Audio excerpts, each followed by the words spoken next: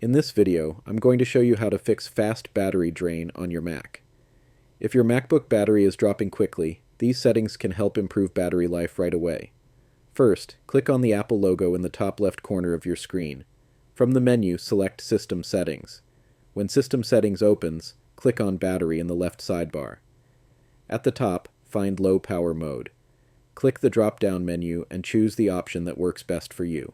You'll see 4 options: Never, Always, Only on Battery, and Only on Power Adapter. To reduce battery drain, select Only on Battery or Always.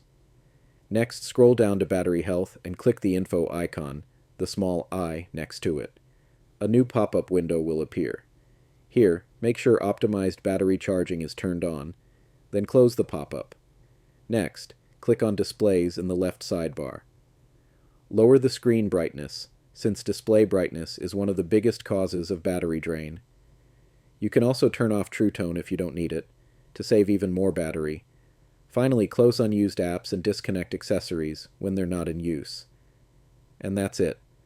These quick changes can help stop fast battery drain on your Mac.